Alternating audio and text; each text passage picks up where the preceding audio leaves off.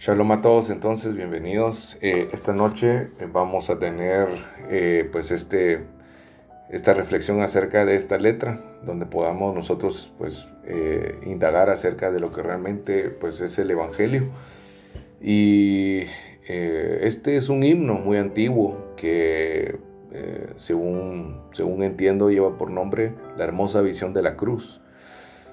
Y quisiera que primero viéramos la letra, ¿verdad? La letra de este himno, más que todo para poder ver cómo desde algo tan sencillo que es una canción o un coro que el Señor inspiró, no sé a quién, pero inspiró para poder dejar constancia que no es hasta este momento que Dios está revelando el Evangelio.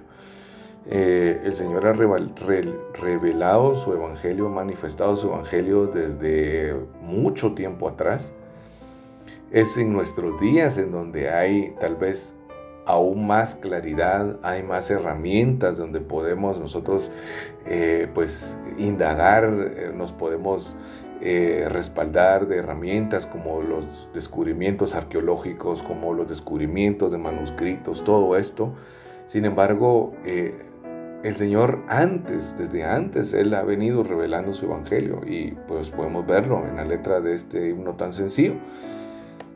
Empieza hablando sobre el problema espiritual del ser humano y hoy reflexionando en estas letras me ponía a pensar de lo que platicamos el sábado pasado, ¿verdad? El sábado pasado hablamos acerca del concepto Mesías, hablamos que íbamos a empezar desde lo más simple hasta lo más complejo, pero en realidad el concepto Mesías no es que sea simple, es algo muy profundo y es el mayor misterio de Dios escondido en las Escrituras.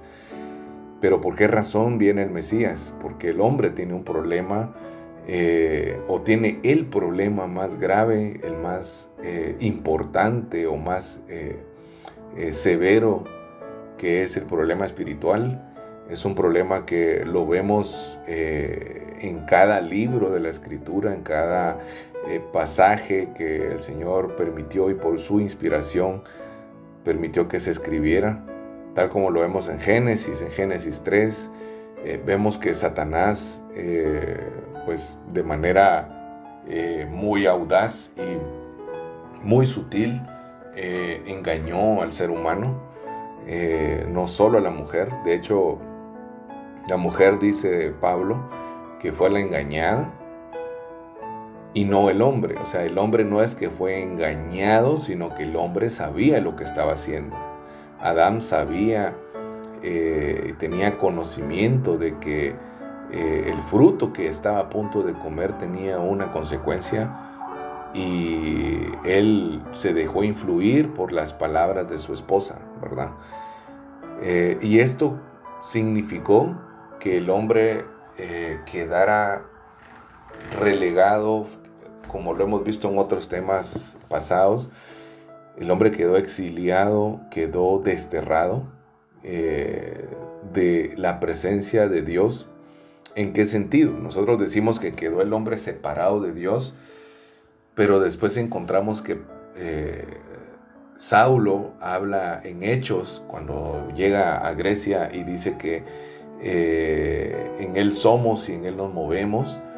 Podría parecer como que hay una contradicción. O sea, entonces, ¿estamos separados de Dios o no estamos separados de Dios? Porque por un lado, la Escritura me dice que el hombre fue destituido, que el hombre fue exiliado de la presencia de Dios, de Edén. Pero por otro lado, Pablo está diciendo que en Dios somos y en Dios nos movemos, ¿verdad? O sea, esto, en pocas palabras, lo que Pablo está diciendo es que nada, absolutamente nada de lo que ocurre en la vida del ser humano está fuera del control de Dios, ¿verdad? El ser humano no es una partícula esparcida ahí en medio de la nada que hace lo que quiere, o sea, que le pasa algo por pura suerte, ¿no? El ser humano, sin importar quién sea, ya sea malvado o sea justo, sin importar qué religión tenga. A pesar de eso, Dios está en control de todo lo que le pasa, porque Dios está en control incluso dijo nuestro Santo Maestro, dijo que Dios tiene contado aún los cabellos de nuestra cabeza. Entonces, y no es solo del pueblo de Israel, sino aún de nosotros, los justos de las naciones, los gentiles que hemos llegado a esta fe. Entonces, ¿cómo es esto que entonces el hombre está separado o no está separado? Es que en realidad el hombre fue separado de esta conexión perfecta de Dios. El hombre fue destituido del deleite de estar en la misma sintonía, en el deleite de poder disfrutar el honor de servirle al Santo, bendito sea, al Dios eterno. El hombre perdió este gran honor de ser su siervo, perdió el gran privilegio de ser la representación de Dios. Esto no quiere decir que entonces el hombre quedó en un vacío ahí volando, sino que incluso vemos que en Génesis 1:2 dice que la tierra estaba desordenada, vacía, rodeada de tinieblas, pero más adelante dice, y el espíritu de Adonai, el espíritu del Eterno, se movía sobre la faz del abismo, ¿verdad? Sobre la faz de las aguas. En medio de todo ese caos, en medio de toda esta situación de desorden, vacío y de tinieblas, el Espíritu de Dios está ahí, pero está presente, mas no está interviniendo en esa condición de la tierra, en este desorden, hasta el momento que dice, sea la luz, y fue la luz. Y la primera parte de este coro dice, largos años vagué por el valle del mal, sin consuelo, sin fe y sin amor. Y cuando está hablando de esto, está hablando del problema espiritual, ¿verdad? Y creo que tenemos las citas bastante claras de dónde lo podemos encontrar, ¿verdad? A mí viene a mi mente cuando veo esto, cuando dice largos años vagué en el valle del mal, me viene a la mente la cita de Pablo donde dice, vosotros estabais muertos en vuestros delitos y pecados, que es Efesios 2:1. Y después dice, sin consuelo, sin fe y sin amor. Y también el mismo apóstol Pablo dice que nosotros estábamos en el mundo sin la fe, sin Mesías, sin los pactos, sin los patriarcas, sin la ley, esa hermosa ley, sin las promesas. Éramos de alguna manera ajenos a esto que Dios había entregado al pueblo de Israel. Nosotros estábamos no conectados con esto, ¿verdad? Y este es el problema espiritual, estar separado de Dios, estar en este desorden por causa del pecado y estar en este vacío por causa de estar lejos de la fuente de vida, sometidos a la opresión de Satanás. Definitivamente no hay consuelo, y podemos ver que a veces incluso nuestras palabras no pueden dar consuelo en un momento difícil como la muerte, como la enfermedad, como la crisis económica, como el problema familiar. Muchas veces cometemos el error nosotros, creyentes, de querer justificar a Dios, ¿verdad? De querer, por decirlo así, defender a Dios ante una situación de alguna dificultad que algún hermano o algún amigo o algún familiar tiene. Y a veces cuando ocurre la muerte surgen palabras como es que es voluntad de Dios, o el Señor así fue su voluntad. Y esto me hacía pensar que a veces cuando se mencionan estas palabras de que es que así fue la voluntad de Dios, o es que Dios tiene el control, Dios sabe lo que hace, a veces puede ser que nosotros estemos pronunciando estas palabras que se escuchan muy, muy bien, pero las estamos dando desde una convicción o desde una posición que no es la correcta, porque cuando queremos dar consuelo a veces decimos estas palabras como una resignación, como algo que de plano, ni modo, ¿qué puedo hacer? ¿Verdad?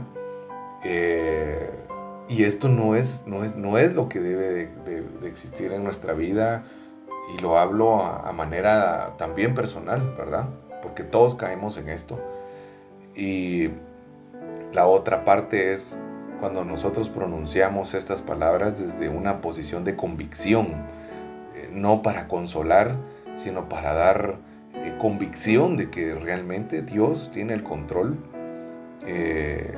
Y la otra parte donde sin fe, ahora ya entendemos que la palabra fe no quiere decir precisamente el no tener alguna creencia, no tener algún tipo de conocimiento religioso, no tener de alguna manera también algún tipo de ritual religioso, como ir a la iglesia, como leer la Biblia, que son cosas que sin la fe verdadera, esas cosas son pura religión, ¿verdad? Y sin amor, entendemos que el amor es lo más grande. Pablo decía en una de sus cartas también que la esperanza, la fe y el amor, pero de estas tres lo más importante es el amor. Pero el amor, ¿qué es el amor? Porque Dios dice en su escritura, en Deuteronomio 6:5, si no es que estoy mal, en Deuteronomio 6, dice Shema Israel, Adonai Echad, ¿verdad? Adonai Eloheinu, Adonai Echad, que quiere decir, escucha, oh Israel, el Señor es nuestro Dios, el Señor uno es. Y más adelante dice, amarás al Señor con todas tus fuerzas, con toda tu mente y con todo tu corazón. Y este amor no nace desde un punto visceral, ¿verdad? No nace desde un amor producido por alguna reacción química dentro del cuerpo, como el enamoramiento, como tal vez incluso como algún tema de compromiso. No, este amor va más allá. Dios nos dice que, o en la escritura está, Él manifiesta que el mandamiento más importante de toda la ley, incluso nuestro maestro lo dijo, ¿verdad? Que el mandamiento más importante es, escucha, oh Israel, el Señor es nuestro Dios, el Señor uno es, le amarás con todas tus fuerzas, con todo tu corazón y con todos tus bienes. Y después dice, y amarás a tu prójimo como a ti mismo. Y después dice que estos son los dos mandamientos más importantes y de estos cuelga toda la ley de Moisés. Pero ¿cómo puedo amar a mi prójimo? Tal vez sí se puede entender, pero ¿cómo puedo amar a aquel que primero es infinito? Segundo, no cabe en mi cabeza el comprender quién es Dios. ¿Cómo puedo amar a aquel que no veo, que no puedo ni ver ni tocar? ¿Cómo puedo amar con todo mi corazón, con todas mis fuerzas, a aquel que dice que está en la luz inaccesible, a quien ningún ojo podrá ver ni puede ver jamás? ¿Qué es esto? Este amor, ¿quién es? Y bendito sea el Eterno, porque este amor fue revelado en su Hijo. Jesús, el Mesías, es este amor. El Mesías es el amor de Dios. Pero separados en el problema espiritual, estamos fuera de estas cosas, ¿verdad? De estas tres cosas que menciona la estrofa. Y esto no solo se queda ahí, sino que después dice, y la sombra fatal de la senda que hollé, puso en mi alma la hiel del dolor. Y en el primer punto podemos ver que estas son las raíces del problema espiritual, ¿verdad? El desorden, el vacío, las tinieblas. Y después habla que la sombra fatal, o sea, la opresión de Satanás me lleva a caminar una senda donde en mi alma es puesta la hiel del dolor, o sea, lo amargo del dolor, el sufrimiento de todos los días que vemos en el ser humano y que debemos de reconocer y ser bien honestos, que también nosotros padecemos, ¿verdad? Hablaba yo con alguien de la evangelización que en realidad muchas veces tenemos que ser más honestos con nosotros mismos, de reconocer que en realidad hay cosas que seguimos padeciendo, pero es porque es parte de esta condición, de esta dimensión física en la que estamos nosotros caminando. Pero, ¿por qué se da esto? Por el problema espiritual, ¿verdad? El dolor lo sigue padeciendo el ser humano. El sufrimiento del trabajo, el sufrimiento económico, el sufrimiento de la salud, lo sigue padeciendo el ser humano. Y hemos escuchado en las predicas de que cuando el evangelio llega, no es solamente de que me conmueve la palabra, sino que realmente esto de verdad es poder de Dios. Y muchas veces nosotros vemos este poder de Dios como algo que ocurre solo en ciertas áreas, pero si nosotros pensamos de esta manera, las áreas a las que no llega, esas áreas se convierten en idolatría, ¿verdad? En hebreo la palabra para idolatría es abodá zará, que no está relacionada únicamente con el tema de la figura, con una imagen, con una pictografía, sino que está enfocada a aquello que está mucho más impregnado en la vida del ser humano, que es en el corazón, en mi intención. ¿Cuál es mi intención? ¿Qué es lo que me mueve? Todo lo que yo hago en mi vida, que yo como trabajo, lo que pienso, incluso cómo decido ciertas cosas, demuestra la intención o lo que me mueve. Y muchas veces esto es lo que más compromete el mensaje del evangelio en nuestra vida, porque podemos estar compartiendo y muy emocionados el mensaje, pero en realidad estamos tomando decisiones basadas en lo que no es el mensaje, ¿sí? Y esto nos lleva por hiel de dolor, ¿verdad? Esto es lo que lleva al ser humano a estar con este enredo. Incluso ha llegado a tal punto que el ser humano ya no se considera ser humano. El ser humano se considera como algo que es fácilmente manipulable, que es fácilmente cambiable, como decir, bueno, yo soy hombre, mañana pues quiero ser mujer, bueno, soy un ser humano, pero mañana me quiero modificar partes de mi cuerpo para ser un perro, para ser un reptil. Y eso, lo más impactante es que causa asombro en la gente, que dice, oh, esta persona es muy evolucionada, muy moderna, porque no es anticuado como antes. Pero es que en realidad, miren lo que antes se escribía, miren lo que antes estaba en los himnos. No podemos decir que estas personas no tenían el evangelio. No podemos decir que en muchos de los himnos antiguos la palabra no estaba revelada, no estaba inspirada la música. Comparamos eso con lo de ahora y de verdad nos damos cuenta que lo de ahora es como decir comida chatarra, ¿verdad?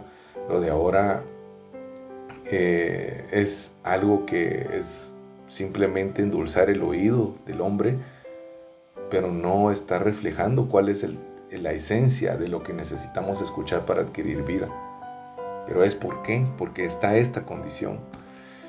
Luego viene algo que me impactó, porque dice, a mis pies el infierno se abrió, ¿verdad? Y la escritura habla mucho acerca de los pies, ¿verdad? Dice, eh, el escritor del pasaje que dice: lámpara es a mis pies tu palabra y lumbrera mi camino, ¿verdad? También dice en Deuteronomio: le contarás estas palabras a tus hijos y a los hijos de tus hijos mientras vas por el camino. Esto de camino, de pies, esto del andar, ¿a qué se refiere? Porque dice: a mis pies el infierno se abrió. No es precisamente de que una imagen literal de que en mis pies se abrió una grieta y vi fuego, no. Esto está haciendo referencia a mis pasos, a mis decisiones, a mi vida. Es como hacer una retrospectiva y ver que realmente he caminado en el infierno. O sea, hay gente que está caminando literalmente en el infierno y no se ha dado cuenta. Por eso nosotros debemos de reflexionar, siento yo, esta noche, de ver nuestros pies, ¿verdad? Porque puede ser que hay áreas en nuestra vida donde estamos dejando que esta manifestación esté llegando. Y sin embargo, cuando termina aquí que dice: a mis pies el infierno se abrió, esta es como la parte negra, la parte oscura, ¿verdad?, del ser humano. Es esta condición de Génesis 1:2, de desorden, vacío y tinieblas. Pero aquí viene Génesis 3, Génesis 1, verso 3, donde dice que el Señor dijo: sea la luz, y fue la luz. ¿Por qué? Dice: y clamé con el alma, Jesús. No tengo por qué yo decir Jesús el Cristo. Yo sé quién es ese Jesús. En ningún otro Jesús yo tengo, no tengo esperanza en la solución a mi problema. Pueden haber muchos Jesuses, pueden haber muchos Yeshuas incluso, ¿verdad? Pero solo hay un Yeshua, solo hay un Jesús que desarrolló y dio cumplimiento al oficio del Mesías. Solo hay uno que con sus palabras dijo: Padre, perdónalos porque no saben lo que hacen. Solo hay uno que dijo: Señor, si es posible, aparta de mí este cáliz, pero que no se haga mi voluntad sino la tuya. Solo hay uno que dijo: mi paz os doy, mi paz os dejo, no como el mundo la da. Solo hay uno, no hay dos, no hay tres, solo hay uno, porque así como solo hay un mediador, así como hay un solo Dios, así como hay un solo Espíritu, hay una sola fe, hay un solo camino y hay un solo pacto, hay una sola escritura, hay una sola solución. Y por eso aquí entra el Evangelio. Clamé con el alma a Jesús. ¿Por qué? Porque en realidad la Escritura dice que el Señor no discrimina o no desecha el de corazón humillado, el constrito de corazón, aquel que de verdad se arrepiente y vuelve. Y lo vimos en la parábola del hijo pródigo, ¿verdad? Que el hijo pródigo lo tenía todo con su papá, ¿verdad? Y se hacen muchas alusiones en esta parábola, porque incluso esta parábola proyecta esta condición para todos los niveles. Lo proyecta para las 12 tribus de Israel, lo proyecta para el hombre en general, lo proyecta para aquellos que están dentro de la iglesia y se van. De verdad, por eso el Señor era un maestro, porque Él podía decir en palabras tan sencillas algo tan complejo y profundo. Y esta parábola termina diciendo que cuando Él estaba lejos, cuando Él estaba exiliado, y ahora entendimos la palabra exiliado, ¿verdad? Que no es el simple, no es un simple, fue echado de la casa, no. Exiliado, pero también cautivo de su propio yo. Y este este hijo que decidió alejarse, tal como Adán decidió tomar su decisión, decidió seguir su propio deseo sin importarle la imagen y la semejanza que tenía, siendo la representación y la corona de la creación, la representación de Dios en este mundo, en esta dimensión física y también espiritual. Y el hombre se descalabra de esta condición. De esta misma manera, este joven se descalabró, y dice también en la escritura que cuando él veía comer a los cerdos, algarrobas, o sea, esto quiere decir que incluso que él le daba de comer a los cerdos. Llega a tal punto el hombre que lo que hablábamos anteriormente, que son las clipot, estas cáscaras, estos espíritus inmundos, estas manifestaciones de oscuridad, que no nos damos cuenta y las estamos alimentando, son estos cerdos. Y el Señor dijo: no deis las perlas a los cerdos, porque se volverán contra ustedes. Cuando no tengamos que darle de comer, se van a volver contra nosotros. Y qué cierto es esto. Y el hijo pródigo se recuerda, así como Nabucodonosor, que tenía la gloria, tenía el esplendor, tenía esta autoridad y este poder que no había surgido por él, no había surgido porque él fuera un gran rey, sino que simple y sencillamente a Dios le había placido darle el poder, porque Dios estaba tratando con su pueblo, Dios estaba tratando con Israel por causa de su desobediencia. El Señor levanta a Nabucodonosor y envía a Nabucodonosor para exiliar, para llevar cautivo a su propio pueblo. Así que algo importante acá es que reflexionemos y entendamos que Dios no es el Dios del bien nada más. O sea, Dios no es que solo lo bueno viene de Él, la bendición viene de Él, que la salud viene de Él. Solo todo lo que es bueno solo viene de Él, y que todo lo que es malo viene de Satanás. La maldición, la pobreza, la enfermedad, todo esto viene solo de Satanás. Esto es una dicotomía incluso satánica, incluso idólatra. Pensar de esta manera es abodazará, es idolatría. No hay tal cosa. Dios es uno y es único. Y Él dice en Isaías que de mí viene la vida, yo doy la vida y yo envío la muerte. Yo doy prosperidad y yo causo la pobreza. Yo bendigo, pero también yo causo o sea, yo hablo la maldición para aquellos que me aborrecen. O sea, el Señor levantó al rey Nabucodonosor para llevar juicio a su propio pueblo. Y ustedes se dan cuenta incluso que en la escritura ninguno dijo: es que Satanás, ¿no? No, ¿por qué? ¿Por qué? Porque Dios permitió esto. Incluso en Jeremías, si no estoy mal, es en Jeremías donde dice que ¿quién es el hombre que dice esto malo no vino de Dios? ¿Quién es el hombre que dice Dios no tiene el control de esto malo que vino? No hay tal cosa. O sea, todo lo que ocurre en nuestra vida ocurre por la voluntad de Él. Y no solo lo bueno, sino también lo malo.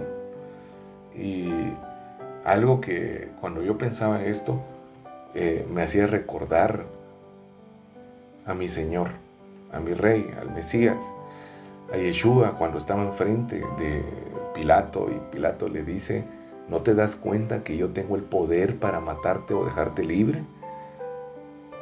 ¿Cuáles fueron las respuestas? ¿Cuál fue la respuesta de nuestro Rey, del que había sido anunciado y de aquel al que le había sido anunciada toda potestad, todo dominio? Las palabras de él no fue: ay, sí, por favor, perdóneme, ya no lo voy a hacer. No. ¿Cuáles fueron las palabras de Yeshua? El Mesías nuestro dijo: ningún poder tiene sobre mí más allá del que se te ha permitido en los cielos. La convicción que Yeshua tenía de que Dios es único y es uno. era a tal punto que él sabía que incluso la muerte, el sufrimiento que iba a padecer por causa nuestra, no venía de Satanás, no venía porque Pilato tenía su poder para, o sea, no, claro, físicamente Pilato era el que tenía que ejecutar, pero no se le había dado más poder del que Dios había permitido. Así que era la voluntad de Dios. Y lo vemos en Job incluso, que se acerca los hijos de Dios y entre ellos Satanás, incluso se le llama hijo de Dios a Satanás. Se acerca y viene con ellos y el Señor les pregunta, ¿de dónde vienes tú? Y él dice de rodear toda la tierra, de andar y rodear toda la tierra. Y ahora entendemos que no precisamente toda la tierra significa el planeta Tierra, aunque sí es así, pero también significa de rodear la vida del hombre. Satanás rodea nuestra vida, o sea, Satanás anda buscando qué acusación llevar delante de Hashem. Él anda buscando qué acusación puede extraer de la que él se pueda alimentar y hacerse fuerte, porque nuestras transgresiones, nuestro pecado, nuestra idolatría, nuestro ego alimenta a esta serpiente. Y él anda rodeando la tierra viendo qué extrae para poder llevar acusación. De hecho, en la Escritura dice que aquel que acusa a nuestros hermanos, él es el que acusa, él es el fiscal delante de Dios. ¿Y será que Dios se le sale de control? No, no hay tal lucha por las almas, no hay tal lucha por la salud de una persona, ¿no? O sea, Dios no es que pierda almas, Dios no es que pierda alguna batalla, Él es varón de guerra, Él nunca ha perdido. Y la verdad yo no sé por qué el Señor me mueve a esto, más que porque está hablando también a mi vida, pero entender que Dios es uno, y es único, no hay otro Dios. Y Yeshua mismo le dijo a Pilato que esa potestad que aparentemente para cualquiera hubiera sido, entonces Dios te abandonó. No me abandonó. Si esto está ocurriendo es porque Dios lo está permitiendo. Y el Evangelio entra en este punto donde dice que al instante la escena cambió. O sea, la luz primigenia, este Mesías que fue anunciado, que vimos el sábado pasado, entra a la vida del ser humano. Pero esto no es por algo que yo haga. Esto no es algo, incluso el arrepentimiento, no es algo que humanamente alcance, sino que hay un arrepentimiento. Hablábamos en enseñanzas anteriores que el arrepentimiento es una combinación, porque hay el arrepentimiento empieza con Dios da el impulso para que de abajo hacia arriba, o sea, viniendo de abajo del hombre, reconozca su condición, pero solo eso no alcanza. Vemos cómo el hijo pródigo dice que se arrepintió y dijo, voy a ir a la casa de mi padre y le voy a pedir perdón y le voy a decir, he pecado contra el cielo y contra ti, no soy digno de ser llamado tu hijo, y le voy a decir que me haga como uno de sus siervos.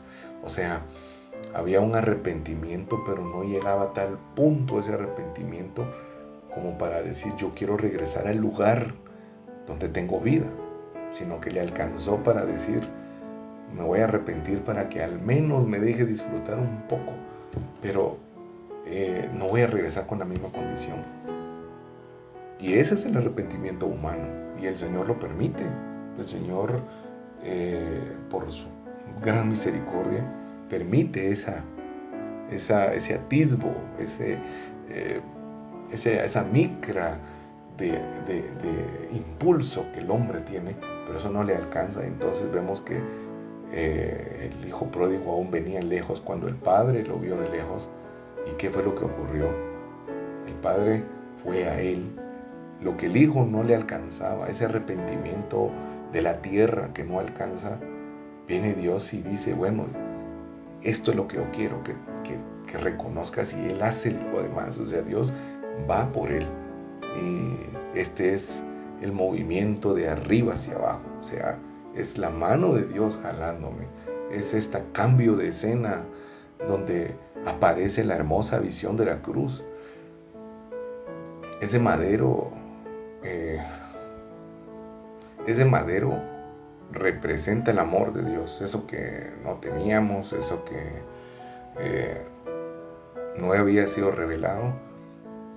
Cuando hay clamor y dice uno, Señor, por favor, perdóname, me arrepiento de este pecado. El Señor tiene el poder para, de verdad, cambiar la condición de desorden, vacío y tinieblas del hombre. Entra la luz primigenia, y esta luz revela esa cruz, ese madero, en donde la justicia de Dios y la gracia de Dios, o sea, Geburá, el rigor, lo pesado, el poder, el rigor de Dios, que es la justicia, se une o se encuentra en ese punto que es el Gesed, que es bondad, misericordia, todo el amor, se encuentran. Y en ese encuentro es donde está lo más íntimo, lo más secreto de Dios, que es lo que hace posible que haya paz en los cielos como en la tierra. O sea, paz en los cielos, porque cuando dice aquel hay una escritura que dice aquel que hace paz en los cielos. ¿Por qué dice paz en los cielos? Porque la palabra para cielos en hebreo es Shamaim, y la palabra Shamaim viene unida o viene compuesta de dos, que es Shama, que es fuego, y Maim, que es agua. O sea, como el fuego y el agua pueden ser unificados para poder decir cielo, Shamaim. ¿Por qué?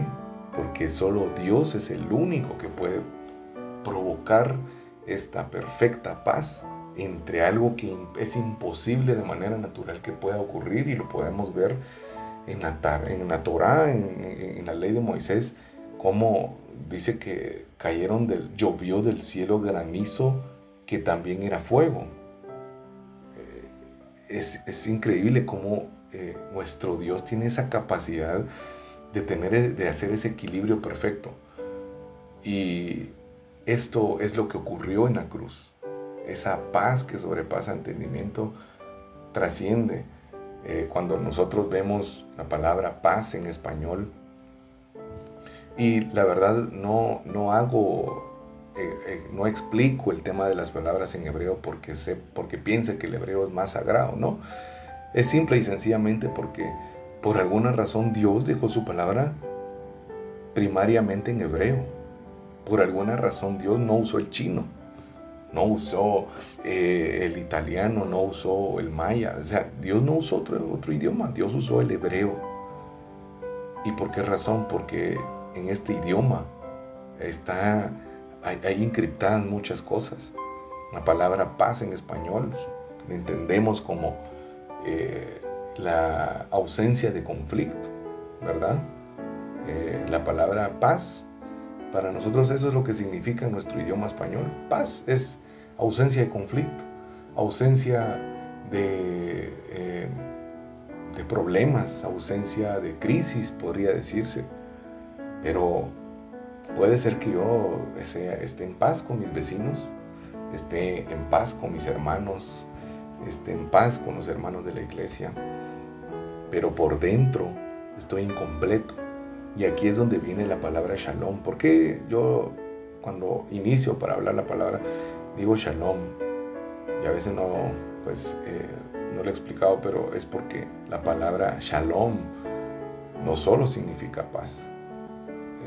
La palabra shalom quiere decir bienestar, pero lo más importante es que esta palabra shalom viene de la raíz de una palabra más importante que es shalem. Esa es la raíz verdadera de esta palabra, shalem, que significa completo, pleno, No es lo mismo. Por eso Yeshua el Mesías le dijo a sus discípulos, mi paz os doy. O sea, mi paz os dejo, mi paz os doy, no como la da el mundo, no como el mundo la da. O sea, no como pensamos que es paz, sino que la paz que viene de Dios, que es Shalom, significa Shalem, significa completado, significa pleno. Es decir, que si esta hermosa visión de la cruz llega a mi vida y cambia al instante toda la escena y entra la luz primigenia y yo entiendo quién es el Mesías, yo me aferro a este rey, a este sacerdote y a este profeta. Entiendo que Dios no es solo mi Dios. Dios es mi papá. Y sé que mi papá me está escuchando. Y sé que a veces los padres pueden fallar o los hijos pueden fallar. Pero el Padre Celestial, el Padre de las luces, es inconmovible, no falla, es roca eterna. Y por esa razón es que Yeshua se aferró a su papá. Por esa razón es de que él, aludido en los salmos, dice, él me dirá, tú eres mi Padre, el Dios mío y la roca de mi salvación. Porque en verdad Yeshua se aferró así a su Padre, que es también nuestro Padre. No es solo Padre de Yeshua. Dios no es solo Padre de Jesús el Cristo. Dios es Padre de nosotros. Y no es únicamente Jesús es llamado, solo Él es Hijo de Dios. Él es el único Hijo de Dios en la condición de ser el Cordero sin mancha, el Mesías. Pero Él dice, yo no me avergüenzo de llamarlo mis hermanos. O sea, Él es nuestro hermano. Yeshua es nuestro hermano mayor. Yeshua es el primogénito. Él es la primicia de entre los muertos. Él es nuestra referencia perfecta para poder obedecer y para poder amar a nuestro papá. Y esta revelación deja por los suelos todo lo que podamos nosotros indagar académicamente, lo que podamos indagar lingüísticamente, culturalmente o históricamente, aunque eso yo no digo que no sea importante, es importante, porque si uno no toma en cuenta estos puntos, el contexto histórico, cultural, interpretativo, uno se puede desviar. Lo que llaman la sana doctrina, a veces de verdad me dan ganas de preguntar, ¿qué le llama a usted sana doctrina? ¿Lo que dice mi religión? ¿Lo que dice mi denominación? ¿Lo que dice mi pastor? ¿Eso será la sana doctrina? ¿Lo que dice mi cobertura? No, sana doctrina no es eso. Sana doctrina es lo que desde el principio Dios ha estado revelando y tenemos que ser honestos y ser sinceros y humildes de reconocer que Dios delegó su palabra a su pueblo Israel. Su pueblo Israel que escudriñó, entendió cuál era esta promesa. Lastimosamente, en el camino surgieron un montón de interpretaciones que erraron. Pero está pasando lo mismo ahora. Así que este es el Evangelio y lo podemos ver en esta escena, en este canto. Y después dice, cuando llega el Evangelio, dice, desde entonces por Él lo que soy, desde entonces por Él ya no soy lo que fui. Absolutamente. Yo no estoy diciendo que hasta este momento nosotros ya hayamos alcanzado la perfección y de hecho Rabí Shaul, Saulo de Tarso, lo dice en una de sus cartas también. No es que yo ya lo haya alcanzado. Juan en una de sus cartas dice que todo aquel que dice que es del Mesías debe caminar como Él caminó. Y vemos que anteriormente hablaba de que a mis pies el infierno se abrió O sea, mi andar, yo caminé en esas brasas y de verdad, yo antes de conocer esta verdad, yo caminé en el infierno, caminé en estas brasas. Y hasta hace pocos años fue que por pura misericordia el Señor permite esta revelación y nos permite a todos nosotros poder encontrar al Mesías, al deseado de las naciones. Y esto nos llama a cambiar totalmente nuestra percepción de quién es el Mesías y quién es Dios, porque Yeshua el Mesías dijo, esta es la vida eterna. Si alguien quiere expresar qué es la vida eterna de verdad, no tenemos que dar otra definición. No hay una definición más perfecta y más profunda que la que dio nuestro Mesías, la que dio nuestro Maestro. Y Él dijo, esta es la vida eterna, que te conozcan a ti, el Dios verdadero, pero el Dios de la verdad, el Dios de verdad, en sí mismo, Dios es verdad. Dios no es que solamente Él sea justo, no, Él es verdad, es inconmovible, el Dios verdadero. Y al que tú enviaste, a Yeshua, el Mesías. O sea, no es solo conocer a Dios, no es solo experimentar a Dios, sino experimentar la obra de aquel a quien Él envió, que es Yeshua el Mesías. No es solo esto, son los dos, o sea, es tanto a Dios omnipotente, el Dios el dueño del plan Mesías, el que desde el fundamento de la tierra, desde antes de haber creado la tierra, en Él ya estaba enviar al Mesías. Y la otra parte es creer en aquel Mesías que Él ya había dispuesto en su intención enviar para nosotros. Y esa es la vida eterna. Por eso dice que desde entonces ya no soy lo que fui. ¿Y qué era antes? Una sombra sin Dios y sin ley. Y a veces me he topado con algunos comentarios que dicen, pero es que la ley ya no es... Nosotros nunca estuvimos bajo la ley. Los gentiles, nosotros nunca estuvimos bajo la ley. La ley, la hermosa ley, la Torá, le fue entregada a Moisés para el pueblo de Israel. Así que nosotros los gentiles, ¿por qué decimos ya no estamos bajo la ley? Si nunca lo hemos estado. Nunca el Señor nos prohibió comer algo a nosotros los gentiles. Nosotros siempre hemos comido lo que queramos. Siempre hemos actuado como queramos. Siempre, es más, ni siquiera teníamos que ver con el templo. No teníamos que ver con el sacerdocio. No teníamos que ver con Abraham, Isaac, con Jacob. Andábamos sin ley, sin la Torá, sin la ley perfecta. Sin Dios. O sea, sin la palabra de Dios. Dios es su propia palabra. Y por eso había una sombra, o sea, había oscuridad, porque sin tener esta limitante, sin tener estas restricciones, sin tener estos cercos de la ley que me dicen no son para lastimarme, no son para hacerme la vida de cuadritos, al contrario, la hermosa ley del Señor es para conducirme al camino de vida, es para señalarme a esa cruz, para que yo no me desvíe.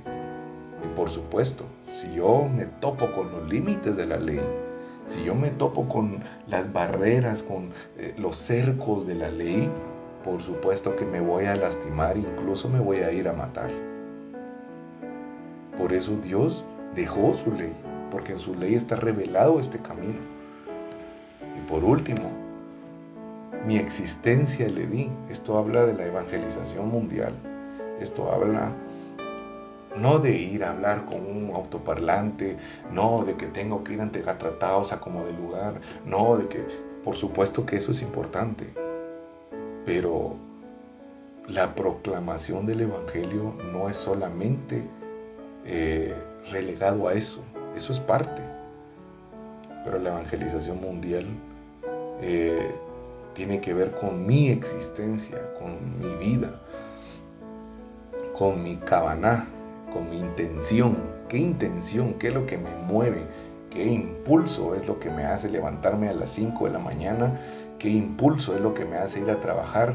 Y de verdad, si pensamos que nuestro impulso es por nuestros hijos. Si pensamos que yo me levanto a las 5 de la mañana, yo me levanto a las 10 de la mañana o a la hora que sea, a las 12 de la noche me voy a madrugar porque mi motor son mis hijos, estamos en un grave error. No son mis hijos, no deben ser mis hijos, no debe ser mi hija, ni siquiera son mis papás, no debe de ser eso. El impulso, la intención, lo que causa que yo me mueva, tiene que ser servir a Dios, tiene que ser temer a Dios.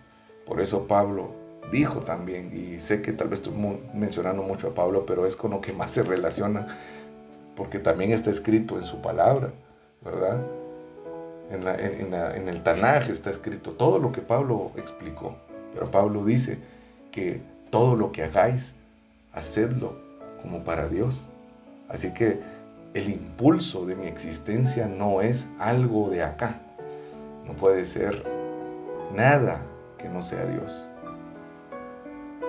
porque si mi impulso, la razón por la cual yo me muevo, por la cual yo hago la evangelización, incluso si yo hago la evangelización con un impulso de porque yo me siento comprometido, que qué van a decir que no lo estoy haciendo, entonces estoy haciéndolo por quedar bien con los hombres. Pero ¿será que realmente este caos se está arreglando en mi vida? Reflexionemos esta parte. Mi existencia tiene que ser de Él. La evangelización tengo que hacerla por Él, porque así Dios quiso que se proclamara el nombre de su Hijo, de Yeshua, como el Rey, el sacerdote y el profeta, a quien le será entregado todos los poderes y los reinos de la tierra, aunque ya le ha sido entregado, pero Él tiene que venir literalmente a este mundo a gobernar desde el trono de Israel. Y esto nos tiene que llevar a la palabra emuná, o sea, fidelidad. Y le quiero ser fiel. Nos tiene que llevar a la firmeza de estar para Dios. Y debemos reconocer que nosotros fallamos en este punto muchas veces. Dios no es fiel a nosotros, porque realmente si fuera ese el caso de verdad, hace mucho tiempo nosotros hubiéramos sido consumidos. De hecho, está así en la Escritura. Dios no es fiel a nosotros, hermanos y familiares. No, Dios no es fiel porque yo soy fiel. No, yo soy el más infiel de todos. En mí no hay nada que pueda provocar fidelidad en Dios. En mí, hablando en el tema del yo, de mi cuerpo, de mis pensamientos. Dios es fiel a nuestra vida por causa de la palabra que está en nosotros. Es decir, Dios es fiel a su palabra, no a nosotros. Si la palabra de Dios está dentro de nuestra vida, entonces Dios es fiel. Si la palabra de Dios está en mi vida, Dios responde a esa palabra. Y por eso dice, me constriñe el amor por mi rey. Y así termina. Me constriñe el amor por mi rey. ¿Por qué? Porque este Mesías Ben Yosef, que es el que vamos a hablar el siguiente sábado, Mesías Ben Yosef, Mesías hijo de José, no de José del que se habla en la Biblia, de José Atzadik, José el justo. ¿Por qué se dice Mesías Ben Yosef? Porque es el Mesías sufriente. ¿Por qué? Porque José, el hijo de Jacob, tipifica la vida del siervo sufriente, del Mesías sacerdotal, que fue vendido por sus hermanos, que fue metido a un pozo, que fue enviado a lo oscuro, y que prácticamente lo daban por muerto. ¿Y qué pasa? El Señor lo toma desde lo profundo, desde el sepulcro. Prácticamente José estaba muerto. Y el Altísimo, bendito sea Él, lo levanta y lo hace rey sobre un pueblo gentil. Este es el Rey nuestro. Amén. Entonces, vemos que realmente a veces sí es importante que podamos pensar en qué podemos escribir, pero no desechemos lo que el Señor ha revelado a los grandes siervos de antes. Queremos escribir alabanzas que hablen del Evangelio. Vayamos a los Salmos. Queremos escribir alabanzas que hablen de este Rey. Vayamos a los profetas. O queremos hablar de este profeta que nos une con Dios. Veamos la Torá también. O sea, el Señor ya inspiró, ya se manifestó. Y todo es para que nosotros podamos encontrarnos con el Rey que trae la redención de Dios. Por medio del Mesías, Dios envió su redención. Dios envió su salvación. Me gustaría orar. Padre, te doy gracias por este momento, Señor, que tú nos permites poder compartir, ya sea entre familias o amigos, Señor, y que podamos realmente reflexionar y darnos cuenta que nos quedamos cortos, Señor, que necesitamos, Señor, indagar, necesitamos conocerte y conocer a tu Hijo, a quien tú enviaste, porque este es el fundamento de la eternidad, de la vida eterna. Conocerte a ti, el Dios verdadero, el Dios único, el Dios uno y único. Y a Yeshua, el Mesías, tu Hijo, a quien tú enviaste para hacer lo que nosotros no podemos hacer, para dar su vida a favor nuestro, para el perdón de pecados, para venir y revelarnos tu palabra, para unirnos contigo como el verdadero profeta y para, por medio de su muerte, vencer a aquel que tenía el imperio de la muerte, que es Satanás, como el verdadero Rey. Él es invicto. Y aunque muchos hoy en día dicen, Él no es el Rey porque no solucionó el problema de las guerras, no restituyó las tribus de Israel, no instauró que todos los pueblos buscaran a Dios. En realidad nosotros sabemos que Él es el verdadero Rey, porque Él ya hizo lo que ningún otro hombre podrá hacer jamás. Poner su vida, y que tú aceptaste sacrificio y le levantaste por medio de tu Espíritu de Santidad del sepulcro y lo declaraste desde ese momento tu Hijo, porque dice la Escritura que fue declarado Hijo de Dios por el Espíritu Santo que le levantó de entre los muertos. El Mesías que murió, el Yeshua que vino en carne, que vino y padeció la muerte, ya no es el mismo que se levanta, ya no es el mismo que fue glorificado. Ahora es un sacerdote eterno, según el decreto de la orden de Melquisedec, según lo que tú decretaste, según Melquisedec, es decir, un sacerdocio mayor y con mayores promesas. Ese es el Hijo que tú entregaste con todo tu amor y en quien nosotros nos aferramos y en quien nosotros doblegamos nuestra voluntad, reconociendo que tú así lo quisiste, así tú lo dictaminaste. Toda autoridad está en Él, sobre sus hombros está el poder y nunca se acabará, y la paz nunca se acabará. Y esa paz que sobrepasa entendimiento, Señor, te rogamos que permanezca en nuestra vida y podamos ser llamados Ben Shalom, hijos de paz. Gracias, Padre, en el nombre de nuestro Señor Yeshua, el Mesías, oramos. Amén.